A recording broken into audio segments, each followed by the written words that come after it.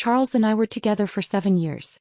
He always claimed he didn't understand romance, yet for another woman he was willing to buy roses, pick out a ring and travel through 2 cities overnight just to be with her. It turns out Charles wasn't clueless about romance. He just didn't love me enough. People around him used to say that the one who isn't loved is the real outsider in a relationship. So I chose to walk away and let that woman have him, but for some reason, Charles regretted it. The day I was promoted to partner at the law firm, my friends threw me a celebration dinner. Charles didn't show up. Yet another important moment in my life that he managed to miss for the past few years. My birthdays, Valentine's Day, even our wedding anniversaries, Charles had never been there. He was always busy, always had something more important to do. Whenever those special occasions came around, he'd brush them off, saying he didn't understand romance and had no interest in pointless rituals. When my friends asked where he was, I just smiled awkwardly and said he was a very busy man. I arranged the flowers my friends had given me into a bouquet, snapped a picture, and sent it to Charles. It took him half a day to reply with a single word. Ugly. I pursed my lips and typed back, annoyed. When's the last time you even bought me roses? Half an hour later his belated response arrived. We're not dating. Of course we weren't dating. We were married. 7 years. That was all it took for us to go from passion to indifference, from something full of life to something utterly lifeless. After the celebration, I came home to an empty, soulless house. Naturally, Charles wasn't there. I flopped onto the couch and scrolled through my phone out of boredom, buried among hundreds of unread messages in a muted group chat. Something caught my eye. A photo of Charles and another woman. She was cradling a bouquet of pink roses, leaning into his chest with a shy smile. Charles had one arm around her shoulders, his other hand carrying her handbag. Someone in the chat had casually mentioned how Charles and Mia made such a stunning couple, and the comments below were filled with endless praise. Mia, you two are perfect together. Such a gorgeous couple. Love it. Damn, Charles, how long were you planning to keep your beautiful girlfriend a secret? Most of the people in this group were Charles's friends. They had probably forgotten I was even in there. Not surprising, considering I never posted or chatted. I scrolled through the flood of messages in silence and saved the photo of Charles and this Mia. A few moments later, a notification popped up. The group chat had been deleted. I smirked. How boring. I thought there'd be more drama to enjoy. Charles didn't come home until nearly dawn. The moment he stepped through the door, he went straight to the bathroom, probably trying to wash off the lingering scent of another woman's perfume. By the time he emerged, I was waiting in the living room. Why so late? I asked, my voice cold and abrupt. Charles clearly hadn't expected me to still be awake. He startled for a split second before masking his surprise with indifference. What's this? An interrogation? I let out a soft laugh, my tone laced with disdain. What, got something to hide? Riley, I'm exhausted. Can you not be so childish? He muttered, making his way to the fridge for a bottle of water. Normally, when we argued, Charles had to win, had to have the last word. But this time he didn't even bother. If he wasn't guilty of something, I'd bet my law degree he was at some point. Charles finally returned to the bedroom and lay down beside me. I was still awake, listening to the steady rhythm of his breathing. It grated on me like nails on a chalkboard. Sharing a bed while living separate lives. If there was ever a cruel irony in marriage, this was it. I slipped out of bed, padding silently to the kitchen, and poured myself a glass of red wine. Standing before the towering floor-to-ceiling windows, I stared out at the night cityscape, trying to make sense of how we ended up like this. There was a time when Charles and I had been madly in love, when had it all unraveled. I didn't hear him wake up, but suddenly he was beside me, taking the glass from my hand. Go back to bed, Riley. I turned to face him, searching his eyes. Tell me the truth, Charles. Have you done something you regret? He didn't deny it, instead he deflected. Why do you always overthink things? That was all the confirmation I needed. I say, lawyer. And as a woman, I trusted my instincts, and every instinct in my body was telling me it was time to prepare for what came next. I thought that after my questions that night, Charles would be more cautious, making it difficult for me to find solid proof of his affair. Turns out, even the universe wanted me to be free from this mess. On an ordinary day, while sorting through Charles's suits for dry cleaning, I stumbled upon a few luxury brand receipts tucked inside a pocket. Expensive handbags. The kind I had never seen in our home. That was all the confirmation I needed to start digging deeper. I began keeping a close eye on his recent transactions. I also found a way to retrieve footage from the dashcams in both of his cars, and that was when I realized. If I wanted to find proof of Charles's infidelity, I didn't have to look far. The man who once claimed he didn't understand romance had somehow mastered the art of it for someone else. He picked out flowers for her, carefully planned gifts for every anniversary, and even crossed 2 cities overnight just to be with her. They kissed in his car. Checked into hotels, every plane ticket, every receipt. Proof of their so-called love. Charles hadn't been incapable of romance. He had simply decided I wasn't worth the effort. Honestly, I wasn't even heartbroken. Just disgusted. From 25 to 32, I had spent 7 years of my life, the most valuable years perhaps, chasing success in every aspect except the one that mattered most. Instead, I had built and sustained an utterly failed marriage. People probably expected me to lash out, to lose my mind, to become the bitter, scorned wife cursing her cheating husband, but when the truth finally stared me in the face, I felt nothing but calm. Years as a lawyer had shown me more broken marriages than I could count. I'd seen couples who once swore eternal love end up despising each other. I used to believe Charles and I were different, but we weren't. We had fallen into the same inevitable cycle. 2 people who had grown to loathe each other, and I had no intention of holding on to something so thoroughly rotten. Thankfully, we had a prenuptial agreement. Whatever we had before marriage remained our own, and as for the marital assets, he was the one at fault. I wouldn't leave a single dime on the table. All I wanted now was to end this ridiculous farce as quickly as possible and reclaim my life. Charles must have assumed that since I hadn't confronted him again, I had given up. So he got bolder, brazen. Even word got around that he had hired Mia as his secretary, and the 2 of them were practically glued together at work, playing out their perfect little love story in broad daylight through the security camera at our front door. I saw Mia personally escort Charles home after a late-night business dinner, his body swaying drunkenly.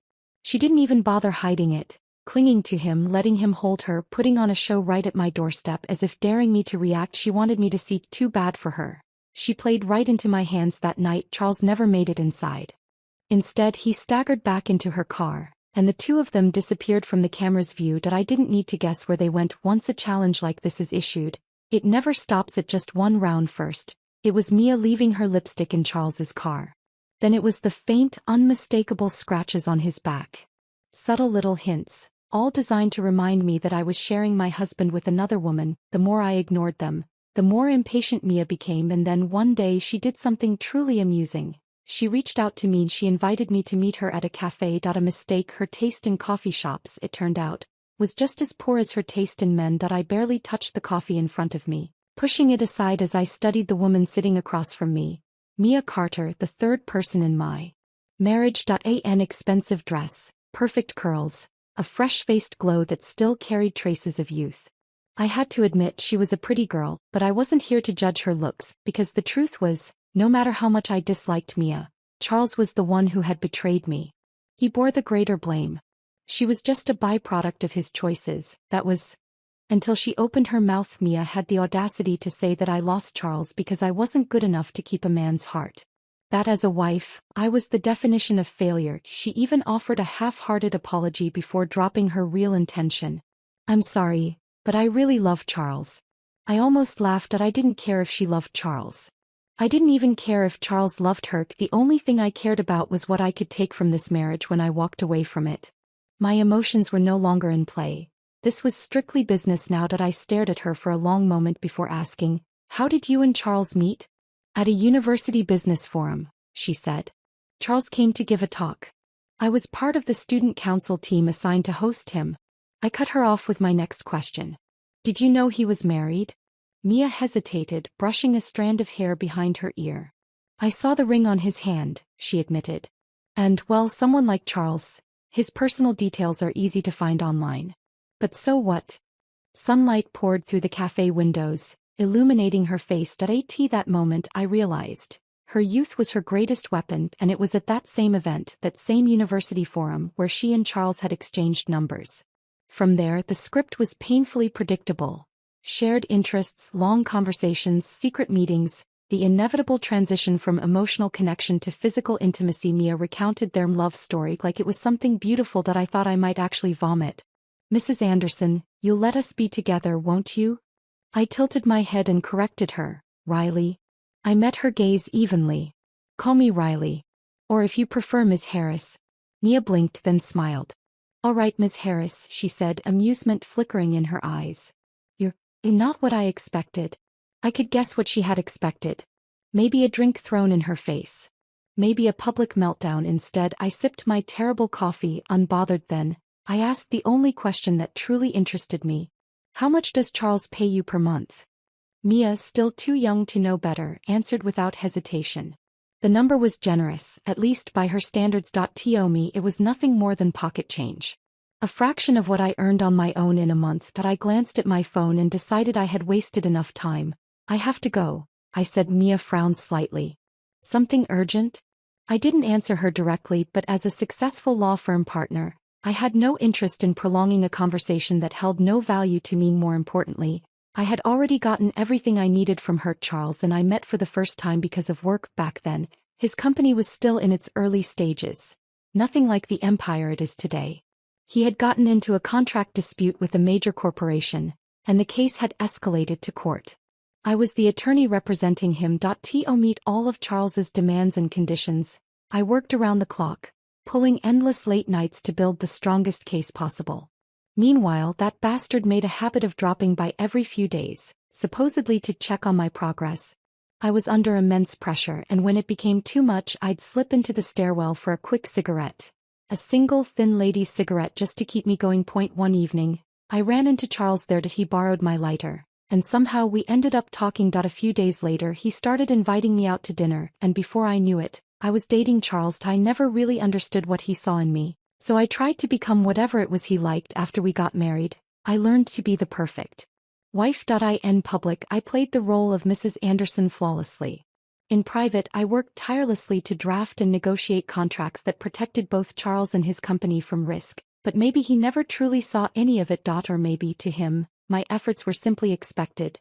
Nothing more than my duty. A marriage built on illusion. A husband who didn't love me. 7 years of my life wasted on a joke. Maybe once upon a time Charles did love me after all. If he hadn't, he wouldn't have married me. If he hadn't, he wouldn't have quit smoking for me after we wed. But love for Charles had an expiration date. Or maybe he just liked spreading it around too much. Charles came home unusually early tonight for the first time in what felt like forever.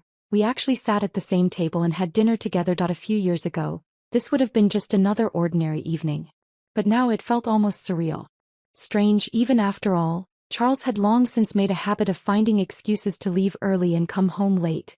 Too busy out there chasing girls like Mia, doing things he didn't even bother hiding anymore. I met Mia today, I said casually. I caught the brief flicker of surprise in his eyes before he masked it. To be honest, I kind of like her, I continued, watching his reaction with mild amusement. If I were a man, I think I'd also enjoy dating someone that young and beautiful. Riley, Charles tried to cut me off, but I didn't give him the chance. I stated it as plainly as I could, with no emotion, no hesitation. Charles, let's get a divorce.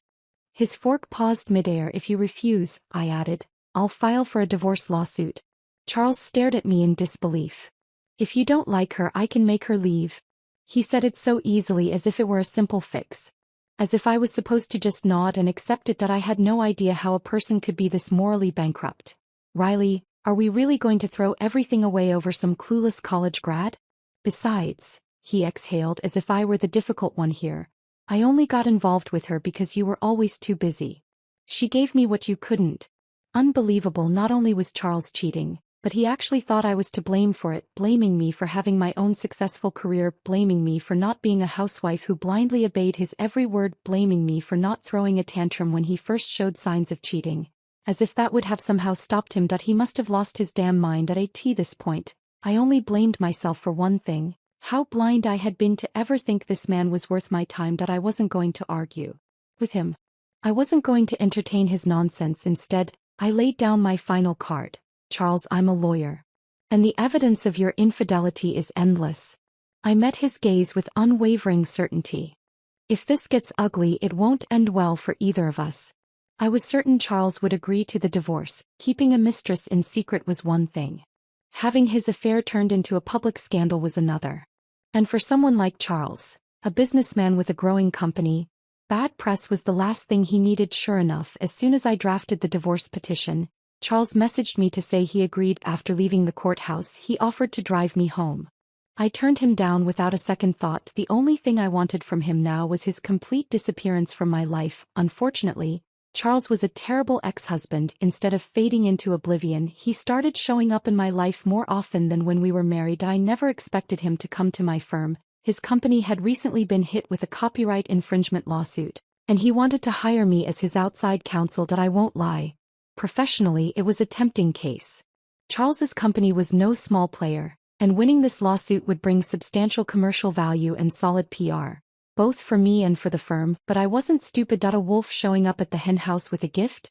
No thanks. I had no interest in working with Charles again, so I declined the case outright, suggesting that he hire one of my colleagues instead.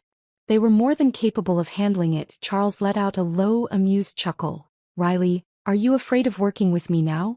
I met his gaze, unimpressed. His skin was thicker than a city wall. Not afraid, I said dryly. Just disgusted. His smirk faltered for a second before he threw out something unexpected. I sent Mia abroad. She won't be coming back. I snorted. And? What was I supposed to care? Mia was gone, but give it a few weeks, and another Sia or Leah or whatever would pop up in her place. That if our divorce had taught me anything, it was that Mia was never the first. And she certainly wouldn't be the last, but none of that had anything to do with me anymore. Riley, we were together for 7 years. Are you seriously telling me you never regretted the divorce? Not even once. I rolled my eyes. Now he wanted to play the emotional card? Where was this energy before he cheated? Charles, I said, we got divorced because you cheated. You were the one at fault. That shut him up for a moment. He just looked at me as if searching for something. Then after a beat he muttered, you're colder than I thought. I shrugged. Call it whatever you want. Just remember one thing, we're never getting back together. With that, I turned and walked away, leaving him behind. Charles might just be the most shameless man I've ever met. Even after I gave him a final warning, he still had the audacity to show up at my firm like nothing had happened. This time he even got smarter about it. Playing the nice guy, making it hard for me to outright throw him out. Every time he came he brought something. Flowers, little gifts. Putting in more effort now than he ever did when we were dating, as if he had suddenly decided he needed me back. But the moment he handed me the exact same roses and lipstick he once gave Mia, I barely made it to the restroom before dry heaving into the sink. Absolutely disgusting. I tossed every single thing he brought into the trash and told him to get the hell out. For someone who'd been running a business for years, Charles must have felt a rare sting of humiliation, because for a few blissful days he finally stopped bothering me. I thought that would be the end of it. But then Mia showed up again. One storm barely settled, and another was already rolling in. Same cafe, same setup. Only this time Mia's expression was more complicated. Her fingers brushed over the slight curve of her belly, her posture carefully constructed to look fragile, helpless. Miss Harris, I'm pregnant. I looked up from my coffee, unbothered. And? Mia bit her lip, hesitation flickering in her eyes. Charles loves me.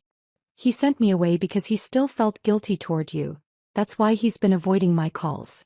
But if you truly let go, if you give us your blessing, I know he'll marry me. At that I couldn't help it. I laughed.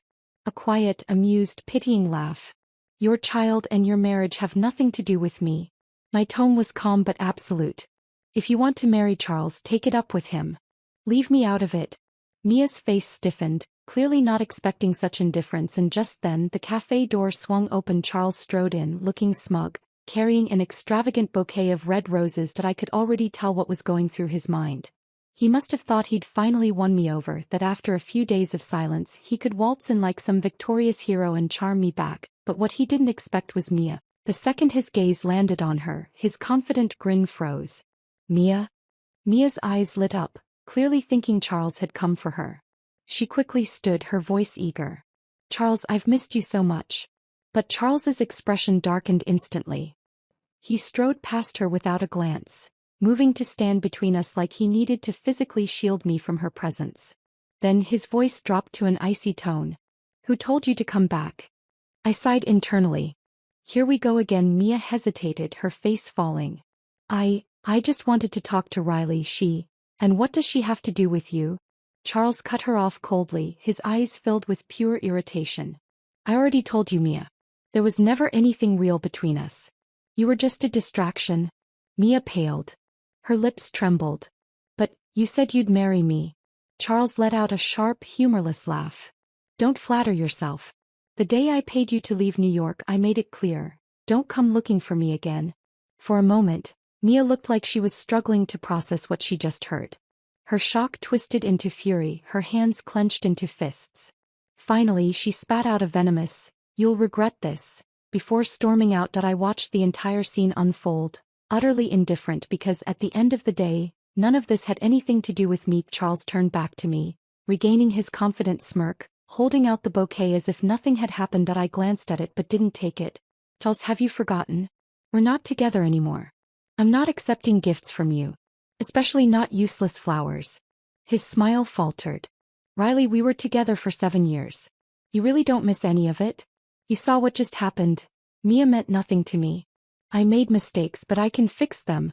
I didn't bother responding. I simply stood, gathering my things. As I walked past him, I left him with just one final thought. "Charles, you had plenty of chances to buy me flowers. Back when we still loved each other. Not after we divorced because you cheated." Charles kept calling and texting, refusing to give up. I ignored every single one, blocking his number without hesitation. But soon enough, he no longer had the time to play the role of the regretful ex-husband. That copyright lawsuit, the one I refused to take, ended up going unclaimed by my firm. My colleagues later told me, over drinks, that no one in our office wanted to lift a finger for a man who never supported or respected his ex-wife's career. Besides, Charles's chances of winning were slim to none. Desperate, he was forced to hire an unfamiliar firm. Worse still, he had no one by his side to guide him through it. Charles had always been clueless about legal matters. Every time his company had faced trouble in the past, I had been the one burning the midnight oil, cleaning up his messes, making sure he never had to deal with the consequences. But not this time. Word soon spread. His company was crumbling. The lawsuit ended in a devastating loss. Not only was Charles saddled with astronomical legal fees, but his company was ordered to pay an even larger settlement. His cash flow was completely severed. The media pounced on the scandal, dragging his business through the mud. Investors pulled out. Partners withdrew. Clients fled. Everything fell apart in a matter of months. It was only then, when his empire had collapsed around him, that Charles finally realized. His success had never been entirely his own. I had been his strongest pillar, the one making sure his company avoided legal landmines, protecting him from risks he had never even been aware of. And now he had lost everything. While Charles was scrambling to salvage what remained of his career, Mia refused to fade into the background. She had the baby. But Charles didn't marry her like she had expected. Soon after, she sued him for child support, adding yet another layer of chaos to his already shattered life. Then, one night, I got a call from an unknown number. It was Charles, drunk, rambling, his thoughts scattered and nonsensical, and near the end of that call he finally said it. "Riley, I regret it." He regretted getting involved with Mia. He regretted divorcing me, but I knew better. His regret wasn't real. It was just the inevitable consequence of losing everything he once took for granted. Had things gone differently, had he not lost his company, his reputation, his stability, he would have never realized what he had lost in me. And even if he had the chance to do it all over again, he would still make the same mistakes. But me? I had no regrets. Charles had been my worst investment, both as a partner and as a person. He once called me selfish. Too focused on myself. Maybe he was right, but if there's one thing I've learned, it's that everyone, especially women, should love themselves first. "Charles, you're drunk." He was drunk and desperate. He even showed up at my door, begging to see me. It was winter. There was no heating in the hallway. He sat outside my apartment all night, waiting for me to soften. I never did. Days later, he fell seriously ill. Not long after, his company declared bankruptcy. Mia, in the end, got her child support. The next time I ran into her on the street, she was alone with her child, looking years older. All traces of her former glamour gone. Both she and Charles had made their choices, and in the end they had to live with them. A year later, I never expected to run into Charles again. It was in a restaurant, and he was unrecognizable. His shirt was wrinkled and clung to his frame like it hadn't been washed in days. His cheeks were hollow, his eyes sunken, dark circles etched beneath them. A scruffy layer of unshaven stubble covered his jaw, erasing all traces of the polished, self-assured man he used to be. "Riley." Charles looked at me. Then his gaze flicked to the man beside me. "You and him." A hollow laugh slipped from his lips. "So you and Vincent, huh?" The man standing next to me, Vincent, was my former mentor, now my colleague and law firm partner. Our firm was expanding, opening a new branch in another state, and Vincent had invited me to join him in overseeing its launch. Vincent, ever the gentleman, subtly lowered his voice. Do you need me to handle this?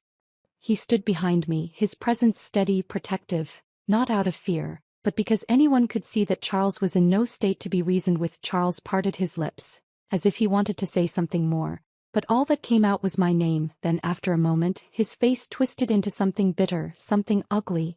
Riley, you and I are the same. The words were laced with cold mockery. He had Mia. I had Vincent. He wanted to twist my choices into some distorted reflection of his own failures, to pretend that if I had moved on, then somehow we were even. As if that could absolve him of his past. Charles had always been trash, and this? This was just another desperate attempt to drag me down to his level. I didn't bother explaining anything to him. I simply exchanged a glance with Vincent, nodded, and turned to leave, and that's when Charles snapped without warning. He lunged at Vincent, fists swinging. Vincent wasn't the type to start a fight, but he also wasn't the type to back down from one. The two men collided, but Charles had long since been hollowed out by alcohol and indulgence. He was no match for Vincent. This was nothing more than self-inflicted humiliation. The restaurant staff called the police. When the officers arrived, Vincent calmly explained the situation. Self-defense, nothing more. Charles, on the other hand, kept ranting, hurling insults, spitting out every filthy word he could muster. I'd had enough. I stepped forward and slapped him across the face hard. The room fell silent. Charles stared at me, stunned. Charles, I said, my voice steady, I know you're miserable. But you need to understand, your misery has nothing to do with me, or Mia, or anyone else. Every choice he had made, every mistake, every misstep, had been his own. He was a grown man. It was about time he learned to take responsibility for himself. I wasn't going to be the one he dragged down with him, and I sure as hell wasn't going to be the one to save him. I had my own life to live, and it didn't include Charles. In the end, I accepted Vincent's invitation and decided to help him run the new law office in another state together, leaving behind the city where I had spent most of my life. Felt both surreal and liberating, but it's not like I was running away. I was moving forward. When I arrived at the office on the first day, stepping into a sleek, sunlit space buzzing with energy. My name was already on the door. Riley Harris, managing partner. I traced my fingers over the engraving, feeling a deep, unshakable sense of satisfaction. I had built this life for myself, not as someone's wife. Not as someone's mistake, but as Riley Harris. That night, as I sat on the balcony of my new apartment, looking out over a skyline I had yet to explore, I let myself think, really think, about everything that had led me here. For 7 years, I had given my all to a marriage that had never truly been mine. I had tried to mold myself into the perfect wife, the perfect partner, convincing myself that love was something I had to earn. But love, real love, wasn't something that came with conditions. It wasn't something you had to prove your worth for. And Charles? He had never been worth it. He had taken and taken, mistaking my patience for permanence, mistaking my devotion for duty. But I wasn't his crutch. I wasn't his safety net, and I wasn't his anymore. Looking ahead, there was an entire future waiting for me, full of possibilities, free of dead weight. And no matter what came next, one thing was certain. Nothing and no one would ever stop me from living exactly the life I wanted.